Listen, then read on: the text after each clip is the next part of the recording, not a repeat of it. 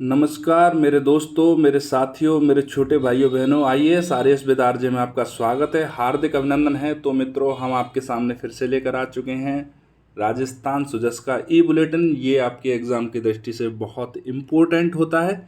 और किस तरह से इसमें से प्रीलिम्स का मतलब ये है मेरा कि जो भी ऑब्जेक्टिव टाइप एग्ज़ाम्स होते हैं राजस्थान के वो, और मेंस के अंदर किस तरह से आपसे प्रश्न पूछे जा सकते हैं, उन सारी चीज़ों को कोशिश करता हूं मैं कि आपके सामने लेके आ सकूं, आपके सामने एक पटल पर रख सकूं कि इस तरह से किसी भी टॉपिक से प्रश्न बनते हैं जिससे वो टॉपिक आपके दिमाग में लॉन्ग लास्टिंग रहे, लंबे समय तक मतलब रुक सके वो। ठीक है। और दोस्तों, एक और बात कि आप पीडीएफ ले लीजिए जाके मेरे भाइयों बहनों।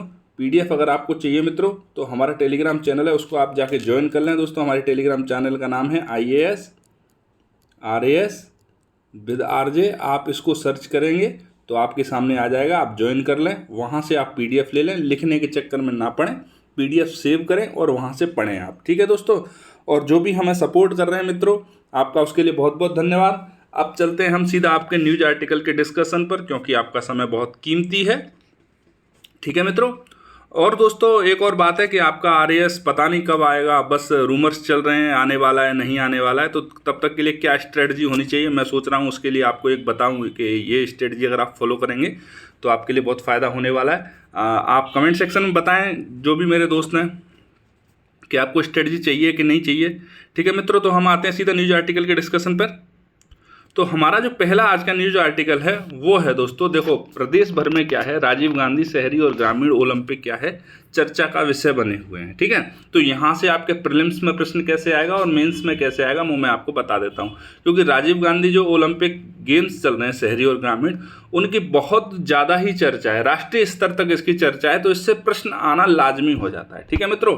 तो देखो दोस्तों, यहां से अगर प्रश्न बनेगा तो एक मॉडल प्रश्न मैंने आपके सामने रखा है कि राजीव गांधी ग्रामीण एवं शहरी ओलंपिक खेल क्या हैं, प्रदेश सरकार द्वारा खेलों के विकास हेतु किए जा रहे प्रयासों पर प्रकाश डालिए। ठीक है मेरे मित्रों, क्या करना है आपको, प्रकाश डालना है किस पर, राजस्थान सरकार के द्वारा जो खेलों के क्षेत्र में प्रयास किए जा रहे हैं उस पर। तो हम इस प्रश्न के माध्यम से समझेंगे कि क्या चीज़ हमारे लिए इंपॉर्टेंट है। तो पहली बात मैं आपको बता दूं कि राजीव गांधी शहरी और ग्रामीण ओलंपिक जो गेम्स हैं, हम उनको बहुत समय से आपको पढ़ाए जा रहे हैं, समझाए जा रहे हैं। और आज के जो पेपर के अंदर आया है वो पूरा का पूरा एज इट इज जो हम बार बार आपको बता रहे थे, पढ़ा रहे थे, वही लिखा आ गया है। ठीक है। तो हम एक बार पहले तो समझते हैं कि ये गेम्स क्या है। ठीक है। तो दोस्तों देखो, जो राजीव गांधी ओलंपिक गेम्स हैं उनका आयोजन सबसे पहले कौन कर रहा है, तो उनका आयोजन किया जा रहा है मित्रों खेल विभाग के द्वारा। देखो ये लिखा है खेल विभाग के द्वारा। ठीक है।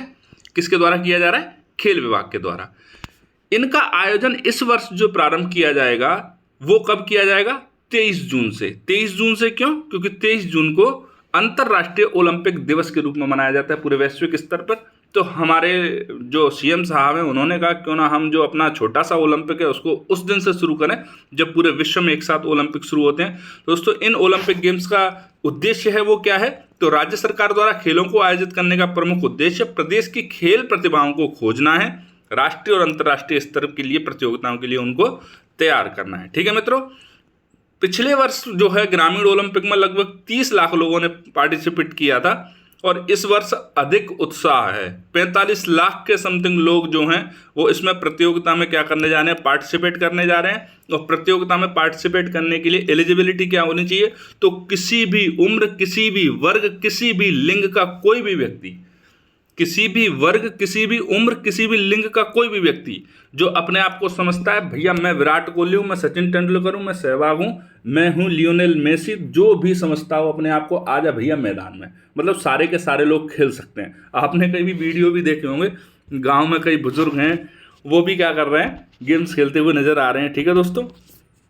तो इसका जो पंजीकरण है वो ऑनलाइन किया जा रहा है। ऑनलाइन है rajolympic.rajasthan.gov.in जो वेबसाइट है उस पर।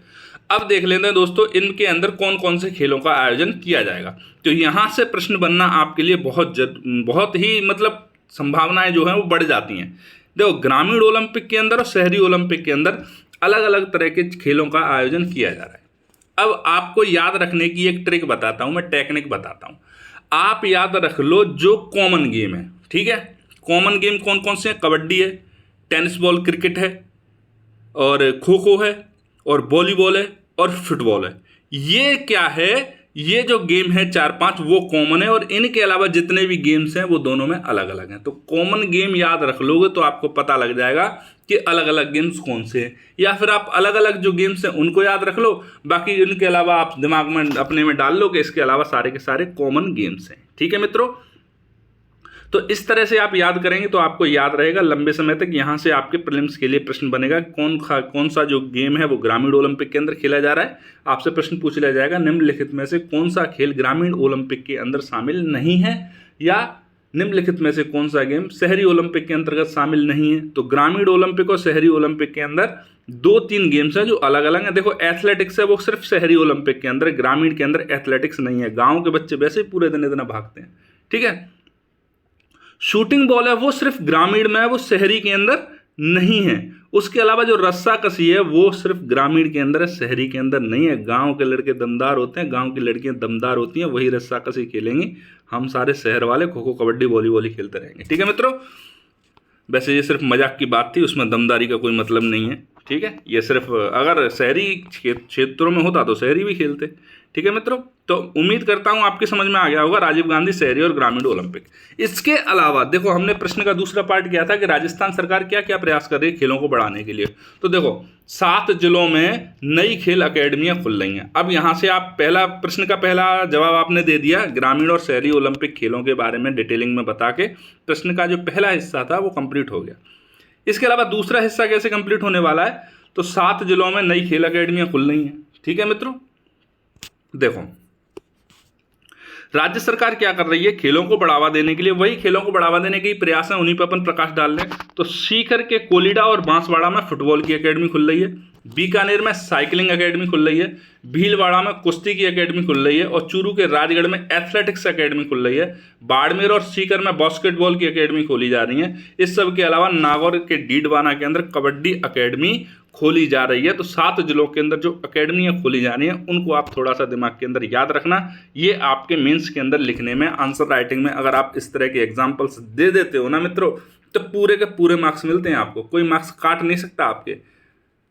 इस तरह के एग्जाम्पल से ही तो उत्तर सुंदर बनता है। ठीक है, आप एक बार फिर से देख लो। तो सीकर के कोलिडा और बांसवाड़ा के अंदर फुटबॉल कौन खेलेगा, सीकर और बांसवाड़ा। ठीक है, साइकिलिंग कौन करेगा आपका, बीकानेर करेगा। कुश्ती कौन लड़ेगा आपका, कुश्ती लड़ेगा भीलवाड़ा। ठीक, एथलेटिक्स कौन से जो गेम्स एथलेटिक्स हैं वो कौन खेलेगा, वो चूरू खेलेगा। और सीकर में, और जो बास्केटबॉल है वो सीकर और बाड़मेर खेलेंगे आपके, और कबड्डी आपके डीडवाना नागौर में प्रसिद्ध होगी। तो इस तरह से आप कोई भी बहाना लगाकर इनको याद कर लो, बस आपका तो पूरा का पूरा यही है कि आपको याद कर लेना चाहिए। अब देखो अपने 66वें गेम्स चल रहे हैं राजस्थान में, तो शतरंज में अभी 2 गोल्ड मिल चुके हैं अपन को। तो अपन फिर से एक बार रिवाइज कर लेते हैं। 66 गेम मेजबानी कौन कर रहा है, भोपाल। इसके साथ साथ कहाँ पर आयोजित हो रहे हैं, तो इसके साथ साथ आयोजित हो रहे हैं आपके ग्वालियर और नई दिल्ली के अंदर। ठीक है मित्रों, कल भी हमने जो है 5 गोल्ड मेडल जीते हैं, आज फिर से 2 गोल्ड मिले हैं अपन को। नई दिल्ली के त्यागराज स्टेडियम में खेला गया है मुकाबला, और उदयपुर के श्री प्रणय चोरडिया और बीकानेर की सुश्री युक्ति हर्ष ने क्या किया है, गोल्ड मेडल जीता है। 2 गोल्ड मेडल मिले हैं अपन को राजस्थान को। हमारा रंगीला राजस्थान बुद्धि में भी किसी से कम नहीं है और ताकत में भी किसी से कम नहीं है। ठीक है मेरे दोस्तों, तो यहां से आपको गेम्स वाला एक पूरा, मतलब पहले पृष्ठ का आधा का भाग पूरा का पूरा गेम्स के ऊपर है। तो यहां से आपको देखो, जो मैंने प्रश्न शुरू में दिया था उस प्रश्न को एक बार पढ़ने के बाद इस डिस्कशन को आप सुनोगे, उसके बाद आप लिखने की कोशिश करें 10 शब्दों में, 20 शब्दों में, 50 शब्दों में, 200 शब्दों में, 100 शब्दों में, जो भी आपका पेन जितना चले। क्योंकि पेन अटक जाता है मित्रों, आपको इतना भी रट लो, याद रख लो, लेकिन जब तक लिखोगे नहीं पेन अटक जाएगा, नहीं लिख पाओगे। ठीक है, तो लिखना भी एक कला, एक प्रैक्टिस है। अब चलते हैं थोड़ा सा और आगे। उम्मीद करता हूं खेल के बारे में आपको काफ़ी ज़्यादा नॉलेज मिल गई होगी। इसको रट्टा मार लेना एक बार, PDF में आपको दे दूंगा टेलीग्राम चैनल पर। ठीक, देखो दोस्तों, 100 आयुष चिकित्सालयों में यूनानी चिकित्सा सुविधा मिलेगी। ये कौन कह रहा है, हमारी राजस्थान सरकार कह रही है। तो हमारे लिए ये इंपॉर्टेंट बिल्कुल नहीं है कि किन चिकित्सालयों के अंदर यूनानी चिकित्सा सुविधा दी जा रही है, कौन कौन सा वो चिकित्सालय जहाँ दी जा रही है। जहाँ पर कोई विशेष काम होगा, एक्सीलेंस सेंटर वगैरह खोला जाए अगर मान लो यूनानी चिकित्सा को लेकर, तो बात एक अलग है, अपन उसको पढ़ें। अदरवाइज अपने लिए तो 2 चीज़ें ही इंपॉर्टेंट हो जाती हैं, एक तो नेशनल आयुष मिशन हो जाता है, और एक आयुष जो है चिकित्सा पद्धति, उसमें कौन कौन सी चिकित्सा पद्धतियों को शामिल किया गया है। ठीक है, यहाँ से भी मेंस में आपसे पूछेंगे, तो पूछेंगे नेशनल आयुष मिशन के बारे में, और प्रीलिम्स के अंदर पूछेंगे तो आपसे पूछेंगे कि कौन कौन सी चिकित्सा विधा जो है वो आपकी आयुष के अंदर शामिल की गई है। ठीक है, तो अपन देख लेते हैं एक बार, पहले नेशनल आयुष मिशन को देख लेते हैं। राष्ट्रीय आयुष मिशन 2014 में शुरू किया गया था, किसके द्वारा? स्वास्थ्य और परिवार कल्याण मंत्रालय के आयुष विभाग के द्वारा। ये केंद्र प्रायोजित योजना है। ठीक है दोस्तों, किसकी योजना है? केंद्र की। ठीक है, सेंट्रली स्पॉन्सर्ड स्कीम।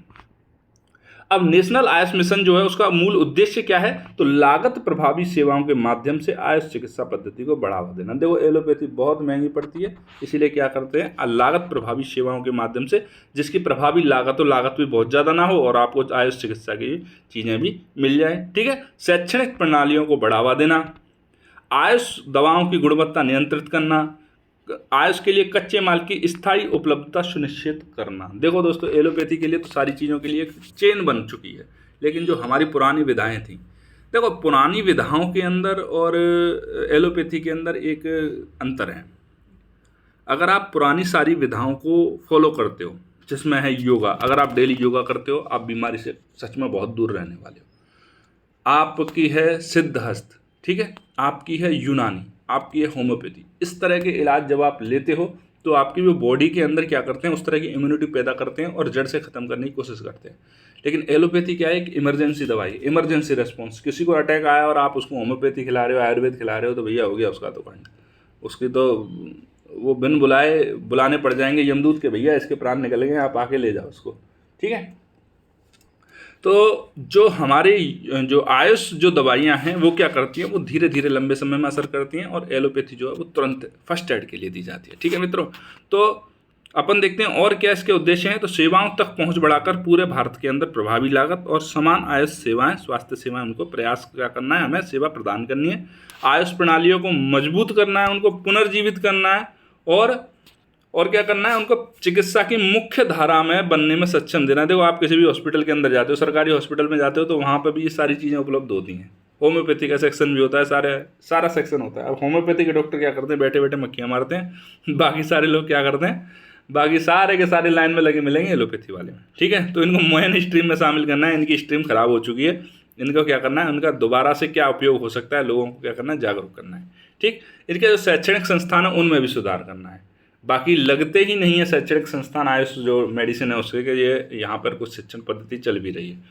गुणवत्ता मानकों को विकसित करना है, आयुष कच्चे माल की उपलब्धता सुनिश्चित करके आयुष दवाओं के गुणवत्ता नियंत्रण को बढ़ावा देना। ओके दोस्तों, और आयुष का अर्थ क्या है, मतलब आयुष के अंदर कौन कौन सी दवाएं, कौन कौन सी चिकित्सा पद्धति को शामिल किया गया है। तो आयुर्वेद है, योग है, प्राकृतिक योग एवं प्राकृतिक चिकित्सा, यूनानी, सिद्ध और होम्योपैथी, ये 5-6 जो चिकित्सा पद्धतियां हैं उनको इसके अंदर शामिल किया गया है। तो दोस्तों उम्मीद करता हूं आयुष के बारे में, आयुष मिशन के बारे में आपको जो भी कन्फ्यूजन होंगे उनको मैं दूर कर पाया हूँगा।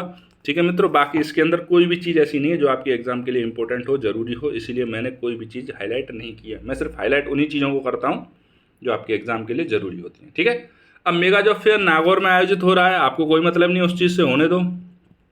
इधर आपके महंगाई राहत कैंप में महंगाई से राहत मिली है इन लोगों को, बहुत अच्छी बात है। आप लोगों को बेरोजगारी से राहत कब मिलेगी ये पता नहीं है, बस गहलोत जी इस चीज़ को नहीं बताते कि हम बेरोजगारी से राहत कब देंगे।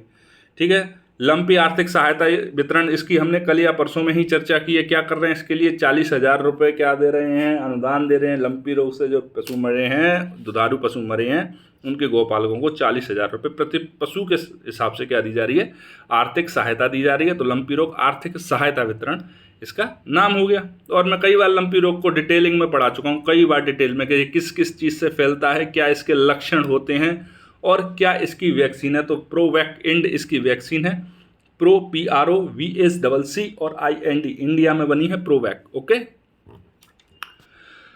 तो मेरे मित्रों हम चलते हैं थोड़ा सा और आगे। देखो हमने अभी आयुष की चर्चा की थी, उसी क्रम में एक छोटी सी न्यूज और है कि रेजिमेंटल हिजामा थेरेपी एक्सीलेंस सेंटर भरतपुर में खुल रहा है। देखो मैंने आपसे कहा था जब कोई इस तरह के काम होते हैं, एक्सीलेंस सेंटर वगैरह होते हैं, तो वो आपके लिए इंपॉर्टेंट होते हैं।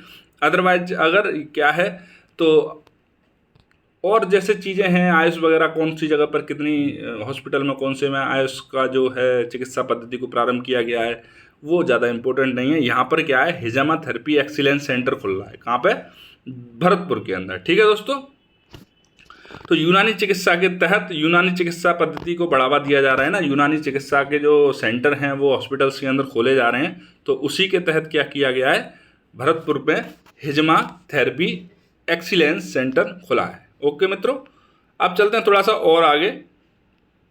तो देखो दोस्तों, ये आपको कुतुब मीनार टाइप का दिख रहा होगा। तो सिटी पार्क, कोचिंग हब और जयपुर की चौपाटी की राष्ट्रीय स्तर पर सराहना हुई है। राष्ट्रीय स्तर पर सराहना कैसे हुई है, आप क्या सोच रहे हो कि यहाँ पर राष्ट्रीय स्तर के लोग आए थे सराहना करने के लिए कि हम सराहना करते हैं, सराहना करते हैं, सराहना करते हैं। तो दोस्तों इस तरह से सराहना नहीं की गई है। तो क्या हुआ है दोस्तों, जो भारत सरकार का शहरी विकास मंत्रालय है उसकी एक इकाई है, उसका नाम है इंडियन बिल्डिंग कांग्रेस। क्या नाम है उसका, इंडियन बिल्डिंग कांग्रेस। भारत सरकार के शहरी विकास मंत्रालय की एक इकाई है। उसने क्या किया है, जो शहरी क्षेत्र में डेवलपमेंट के प्रोजेक्ट चल रहे हैं, स्पेशली बिल्डिंग्स के क्षेत्र में जो डेवलपमेंट के प्रोजेक्ट हैं, तो इंडियन बिल्डिंग कांग्रेस ने राजस्थान के आवासन मंडल को 4 पुरस्कार प्रदान किए गए हैं। ठीक है, क्या किए गए हैं, 4 पुरस्कार। किसके लिए, सिटी पार्क के लिए एक कोचिंग हब के लिए, जयपुर चौपाटी के लिए और शिक्षक प्रहरी आवास योजना के लिए ये पुरस्कार प्रदान किए गए हैं। राजस्थान आवासन मंडल को 4 पुरस्कार दिए हैं। किसने दिए हैं, भारत सरकार के शहरी विकास मंत्रालय ने। शहरी विकास मंत्रालय की भी एक इकाई है इंडियन बिल्डिंग कांग्रेस, उसके द्वारा 4 प्रोजेक्ट के लिए पुरस्कार दिए गए हैं। कौन कौन से प्रोजेक्ट के लिए दिए गए हैं, सिटी पार्क के लिए, कोचिंग हब के लिए, जयपुर चौपाटी और शिक्षक प्रहरी आवास योजना के लिए जो बिल्डिंग्स बनी हैं उसके लिए पुरस्कार दिए। किसे दिया गया है, तो राजस्थान का आवासन मंडल है उसको ये पुरस्कार दिया गया है। ठीक है, इससे पहले भी पिछले 4 वर्षों में, पिछले 4 वर्ष का मतलब है मेरे मित्रों, जब से गहलोत जी आए हैं पावर के अंदर, तब से 21 अवार्ड मिल चुके हैं राजस्थान आवासन मंडल को, 21 पुरस्कार। ठीक है, किस किस के क्षेत्र में, तो मकान विक्रय में World Book of Records, Scotch Award 2021, award of excellence, National Real Estate Development Council द्वारा सम्मानित किए जा चुके हैं इनको, नेशनल हाउसिंग अवार्ड मिल चुका है, IBC अवार्ड मिल चुका है, star of governance gold award मिल चुका है, नरेडको का रियल एस्टेट कॉन्क्लेव अवार्ड भी इसमें शामिल है। ये सारे पुरस्कार किसको मिले हैं, अपने राजस्थान के आवासन मंडल को। अब देखो मित्रों, अंजीर, पपीता और अमरूद के एक्सीलेंट सेंटर में 19 पद सृजित हुए हैं। अब अपने लिए जो एक्सीलेंस सेंटर हैं वो इम्पोर्टेंट हो जाते हैं। कितने पद सृजित हुए हैं ये कोई इम्पोर्टेंट चीज़ नहीं है, कोई इम्पोर्टेंट बात अपने लिए नहीं है। देखो दोस्तों, अंजीर और अमरूद के बारे में तो अपन पहले भी पढ़ चुके हैं एक्सीलेंस सेंटर, लेकिन पपीता के एक्सीलेंस सेंटर के बारे में अपन ने नहीं पढ़ा था पहले। तो देखो, सिरोही को अंजीर उत्कृष्टता केंद्र, दौसा में पपीता उत्कृष्टता केंद्र और सवाई माधोपुर में अमरूद उत्कृष्टता जो प्रशिक्षण केंद्र है या एक्सीलेंस सेंटर है, उनको क्या है, खोला गया है। मतलब अब आप देख लो, अंजीर का उत्कृष्टता केंद्र कौन सी जगह स्थित है, तो सिरोही में, पपीता का उत्कृष्टता केंद्र कौन सी जगह स्थित है, तो दौसा में, और अमरूद का उत्कृष्टता केंद्र कौन सी जगह स्थित है, तो सवाई माधोपुर में। तो दोस्तों अब अपन देख लेते हैं कि राजस्थान में इनके अलावा और कौन कौन से उत्कृष्टता केंद्र मौजूद हैं। तो देखो दोस्तों, राजस्थान में अलग अलग तरह के उत्कृष्टता केंद्र हैं, अलग अलग जगह पर स्थित हैं। तो खजूर उत्कृष्टता केंद्र है आपका सगरा, भोजका, जैसलमेर के अंदर। कौन सी जगह पर है, सगरा, भोजका, जैसलमेर के अंदर। अनार का बस्सी, जयपुर में। नींबू वर्ग का है आपका नाता, कोटा के अंदर। अमरूद का सवाई माधोपुर में, जो आपने अभी जस्ट पढ़ा। अंजीर का सिरोही में, जो आपने अभी जस्ट पढ़ा। पपीता का दौसा में, जो आपने अभी ही पढ़ा है लेकिन पहले नहीं पढ़ा था, पहले मैंने यही स्लाइड आपको पढ़ाई थी। कृषि का, एग्रीकल्चर का जो एक्सीलेंस सेंटर है वो आपका टोंक के अंदर है। संतरा, मसाले और औषधि पौधों के लिए आपका झालावाड़ के अंदर है। आंवला, आम, बेर, जैतून, इसका है खेमरी, धौलपुर के अंदर। सब्जी मसाला सब्जी की जो फसल है, सब्जी फसल उत्कृष्टता केंद्र बूंदी में। आपने अमरूद 2 जगह देखा होगा दोस्तों, अमरूद खेमरी धौलपुर में और अमरूद सवाई माधोपुर में। तो अगर दोनों ही आते हैं तो आपको सवाई माधोपुर लगाना है, और कोई एक आता है तो जो उसमें मौजूद हो वो आपको टिक करना है, क्योंकि बहुत सारे सोर्सेज से मैंने देखा था तो दोनों ही जगहों पर उनका नाम था। ठीक है मेरे मित्रों, सब्जी फसल उत्कृष्टता केंद्र बूंदी में, फूल उत्कृष्टता केंद्र है आपका सवाई माधोपुर में, और सीताफल का उत्कृष्टता केंद्र है आपका चित्तौड़गढ़ में। ये स्लाइड आपको रट लेनी है, इसको बिल्कुल भी आपको हल्के में नहीं लेना है। मैं तो कह रहा हूँ एक बार फिर से देख लो। खजूर का कहाँ है, जैसलमेर के अंदर। अनार का बस्सी, जयपुर के अंदर। नींबू के सदृश जो है उनका है कोटा के अंदर। अमरूद का है आपका सवाई माधोपुर में, अंजीर का है आपका सिरोही के अंदर। कृषि एग्रीकल्चर से संबंधित जो आपका एक्सीलेंस सेंटर है, उत्कृष्टता केंद्र है, वो टोंक के अंदर है। संतरा मसाले और औषधीय पौधों के लिए जो है वो आपका झालावाड़ के अंदर है। आंवला, आम, बेर, जैतून, अमरूद का खेमरी धौलपुर में है। सब्जी से संबंधित कौन सी जगह पर? बूंदी के अंदर। फूल उत्कृष्टता केंद्र आपका सवाई माधोपुर के अंदर। सीताफल उत्कृष्टता केंद्र आपका चित्तौड़गढ़ के अंदर स्थापित है। तो मेरे मित्रों, जितने भी उत्कृष्टता केंद्र है राजस्थान के अंदर आपकी समझ में आ गए होंगे मेरे भाइयों बहनों।